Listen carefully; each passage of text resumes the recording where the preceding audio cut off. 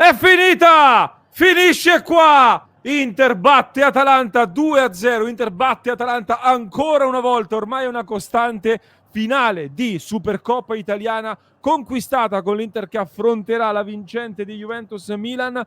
Doppietta di Denzelone e Dumfries che decide questa partita. C'è poco da fare per Gasperini contro l'Inter. Ci ha provato con i titolari, ci ha provato con i non titolari, ci ha provato con le alternative, ci ha provato con un gioco più difensivo in un altro modo. Contro l'Inter di Inzaghi questa Atalanta si deve sempre arrendere. Vittoria importante per un Inter che ci tiene a questa Supercoppa, che ancora una volta la sblocca e la decide nella zona Inter, in quella zona che inizia subito dopo il secondo tempo, dopo l'intervallo, dove Inzaghi sa toccare evidentemente le corde giuste dei giocatori. Vittoria importante, una delle partite più intense anche agonisticamente, con un Atalanta che ha fatto tantissimi falli soprattutto nel primo tempo, si è dovuto correre un sacco, un gol in mischia di Dumfries ancora una volta a sfruttare i calci piazzati e poi un grande gol col destro alla Maicon, dicevamo quasi a sfondare la porta. Un Inter che ha prodotto una quantità impressionante di azioni da gol e poi Simo alla fine abbiamo quasi rischiato di riaprirla. Sì, immeritando, cioè sarebbe stato assolutamente immeritato perché l'Atalanta fino a quel momento aveva fatto un tiro, quel colpo di testa di Scalvini, peraltro nato da un assist di Bastoni, quindi a livello di merito non sarebbe stato corretto, poi vabbè poteva sempre capitare, invece la fortuna ci ha assistito. È stata una partita, devo dire, ottima dell'Inter che non mi ha dato l'impressione di essere stradominante sul campo come abbiamo visto in tanti casi, però se vai a fare il conto delle occasioni è un 2-0 che sta strettissimo, ma veramente strettissimo, il che vuol dire che comunque a livello offensivo la gara è stata giocata molto bene e non serviva vincere 8-0, avrebbe fatto piacere ma non serviva, l'importante era vincere e tra l'altro con 2 gol di Dumfries, cioè avevo pronosticato 1-0, non avevo fatto i conti con Douglas Maicon, ma d'altronde non c'era stato detto che avrebbe giocato, quindi giustamente era difficile prevederlo. Da parte gli scherzi sono tantissime note positive, la nota peggiore è il problemino di Thuram, che al momento non sappiamo, non sappiamo di quanto sia grave, speriamo poco, cioè speriamo non ci sia, anzi che si sia fermato in tempo, quella sarebbe la notizia peggiore purtroppo di serata. Non c'è solo quella, secondo me, Simo, ce n'è anche un'altra che tra poco commenteremo perché ho già visto i La so commenti già. che stanno arrivando in diretta. No, stavo anche guardando le statistiche, la partita si chiude con chi non ha visto la partita, poi sicuramente questa è la differenza tra il guardare le partite e affidarsi solo ai dati, perché leggo adesso 2,86 expected goal Inter, 2,49 Atalanta. Sembra una partita in cui l'hai quasi sfangata, praticamente. E invece fino all'85esimo era Inter 2,50 a 0,15 di expected goal. Poi c'è stato la tripla occasione con Lookman che da 2 passi si è trovato di fronte a un grandissimo Sommer e il gol annullato, che poi non va nel conteggio, ma ci sono state queste occasioni, ecco, proprio nel finale e l'Inter comunque è riuscita a tenere con un pizzico di fortuna sul gol annullato a Ederson nel finale per un fuorigioco davvero di un polpaccio sostanzialmente per De Ketelare. Simo, un Atalanta che si è schierata con tante alternative, nel senso che fuori De Ketelare, Lookman, Ederson, eccetera. Palese, questa volta ho avuto ragione, nel senso che è da una settimana che dico l'Atalanta vede questa Supercoppa come un fastidio, come un intralcio in questo momento perché si trova super lanciata in campionato e punta a quello. Ieri in conferenza Gasperini aveva detto dopo la Supercoppa avremo Udinese, Napoli, Atalanta, facendo capire che lui è molto focalizzato sul campionato. Quindi che cosa fa? Secondo me cerca di giocare questa partita per lo 0-0, cerca di giocare questa partita per il pareggio, per portarla fino ai minuti finali e poi butta nella mischia i titolarissimi nel finale per provare a vincere o almeno per mandarla ai rigori. Questo era un po' il piano gara, che nel primo tempo si è visto, perché il primo tempo è stato un assolo dell'Inter sostanzialmente, con loro che hanno creato una occasione su errore di Bastoni che ha liberato Scalvini da solo. Mentre l'Inter, solita prestazione di dominio autoritaria, con grande autorevolezza, con grande convinzione nei propri mezzi, soprattutto con convinzione nel fatto che venendo fuori poi la partita la vinci. E ci sono state grandi occasioni nel primo tempo, troppi gol sbagliati, Lautaro su tutti ma anche Di Marco, anche Dumfries ha avuto una grande occasione con qualcuno che invocava il calcio di rigore, per me un pochino troppo poco per concedere il calcio di rigore, e poi pesano, a un certo punto hanno rischiato di pesare tanto gli errori di Lautaro e di Marco sotto porta, che non hanno trovato il 2-0, e per poco appunto l'Atalanta non riapre la partita con il gol di Ederson annullato. Francamente Simo, io trovo una quantità di buone notizie dentro questa partita che non riesco a soffermarmi su altri temi che tra poco dovremo toccare, ma ho visto un centrocampo intanto dove Ciala ha sbagliato qualcosina di troppo in costruzione ancora una volta, in fase di interdizione sempre importante. Centrocampo abbiamo sofferto un po' i duelli, ma siamo riusciti comunque ad aggirare questo loro pressing, trovando spesso gli attaccanti, trovando tanto movimento dei nostri attaccanti.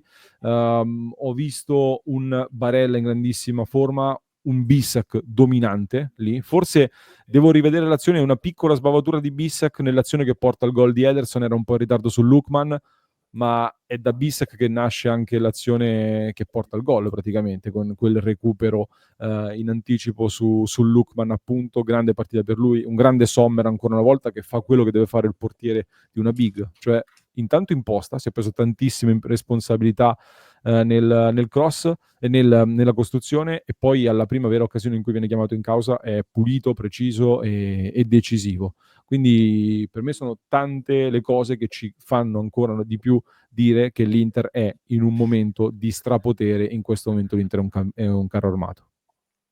La squadra da battere a livello di stato di forma era l'Atalanta, poi la finale andremo a giocarla contro una tra Milan e Juve, e non è neanche detto che la si vinca, perché il calcio è fatto anche da partite strane, quindi attenzione anche adesso a dire la finale era questa. Sì, sulla carta forse sì, ma la finale poi è tutta da giocare e da vincere, però l'Inter ci arriva al meglio. Sono sulla valutazione, e chiaramente Dumfries fa 2 gol bellissimi, ci sta che prenda l'MVP, ma per continuità di prestazione per me oggi Bissek ha fatto una delle prove migliori da quando è all'Inter, in difesa sempre precisissimo, ha dovuto fare anche diversi contrasti nel finale anche contro un giocatore fortissimo come Lookman, penso ne abbia sbagliati pochissimi.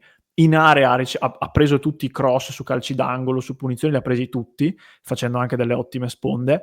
E davvero voto altissimo per quanto mi riguarda anche a Mkhitaryan, che è vero che è stato un po' impreciso, poi più passava il tempo peggio andava, perché poi anche la stanchezza un po' si faceva sentire, ma in generale ha sbagliato qualcosa di troppo, come anche Çalhanoğlu, quindi forse era una partita un po' così, però anche Mkhitaryan infinito, ha corso tantissimo, anche in fase difensiva si è fatto trovare sempre nel posto giusto, ha recuperato diversi palloni, mi è piaciuto tanto. Mi è piaciuto tantissimo Taremi, che è entrato, diciamo, non ha avuto ancora forse la grande occasione, tranne nel finale quando poi l'ha passata, però mi ha dato un'impressione diversa. Io spesso l'unica cosa che gli ho criticato era una sorta anche di linguaggio del corpo non molto favorevole. Poi ho sempre detto che a livello tattico non è mai stato aiutato, ma su quello mi sarebbe piaciuto vederlo diversamente. Oggi ho avuto un'impressione diversa, non so se sono stato solo io, però l'ho visto diverso. E tante note positive, so quale sarà la nota negativa su cui adesso andrai, ed è giusto andarci, però è una. Gli altri vanno tutti bene, direi. Allora, l'acciacco di Thuram l'hai detto, visto che qualcuno lo chiede, lo ripetiamo. Al momento c'è stato detto che è stato sostituito all'intervallo a livello precauzionale per un affaticamento all'adduttore, quindi però a livello precauzionale. Domani ne sapremo di più. L'altro tema è Lautaro Martinez, e 2 minuti a Lautaro vanno dedicati anche in questa partita, perché lo capisco, Simo, sta andando tutto talmente bene che è difficile trovare la nota negativa. La nota negativa è sempre quella che fa discutere di più, quindi capisco i tifosi che stasera hanno portato tantissimi commenti su Lautaro Martinez, quindi dobbiamo parlarne. La partita di Lautaro, secondo me, oggi è stata più piena del solito. Nel senso che io oggi ho visto un Lautaro più nel vivo del gioco delle ultime partite in assoluto. Gli ho rivisto fare delle cose che mi aspetto da Lautaro Martinez. Il venire incontro, stoppare e cambiare campo e innescare i compagni di squadra. Ha fatto 3 aperture alla Lautaro, finalmente, cose che non gli vedevo fare da tanto tempo. E anche all'ultimo minuto, tra l'altro, è venuto a sradicare il pallone e ripartire a fare un'altra occasione. Dall'altro lato c'è un grande tema. Sotto porta ha sbagliato letteralmente qualsiasi cosa e anche conclusioni che per un giocatore così non sono accettabili, questi errori sotto porta. Cioè, tanti errori veramente grossi. Sul primo abbiamo detto una grande occasione, ma è stato molto bravo anche Carnesecchi. Sull'ultima arriva al tiro al 90° dopo aver duellato e prova col sinistro, forse è stato anche un po' troppo egoista, ma lì sono quei momenti in cui non vedi più nemmeno il pallone, hai la vista annebbiata e ci provi. Nel mezzo tanti errori dentro l'area che da lui siamo abituati, ma oggi un pochino troppi. Questa ricerca del gol diventa un problema anche per lui, secondo me. Sì, perché la partita di Lautaro, se escludiamo i tiri in porta, come hai detto prima, è stata anche, come al solito, tanto generosa e tante buone giocate le ha fatte. Altre le ha sbagliate, però ne ha fatte anche tante buone, forse anche più di Thuram, in termini di rifinitura e di dialogo con la squadra. E io nel primo tempo, lui aveva avuto, mi pare, 3-4 tiri, 3-4 possibilità. Secondo me il vero gol che si mangia nel primo tempo è l'ultimo, quando Bissek gli fa la sponda di testa su calcio d'angolo e lui tira di prima. Può fare molto meglio. Gli altri per me non sono gol mangiati e lo ribadisco. Per me Carnesecchi ci mette la mano. Definire il primo un gol mangiato a me sembra ancora folle, l'ho rivisto anche adesso. Carnesecchi fa una paratona, lui calcia al volo, mi sembra veramente essere cattivi. Nella ripresa purtroppo invece se ne mangia 2 soprattutto clamorosi, quello su assist di Di Marco e poi vabbè anche alla fine secondo me, però comunque nella ripresa in particolare se ne è mangiati tanti altri. Da questo punto di vista io mi limito a dire 2 cose. La prima è che confermo ancora di più quello che sto dicendo ormai da settimane. La stagione di Lautaro è nata male e finirà male.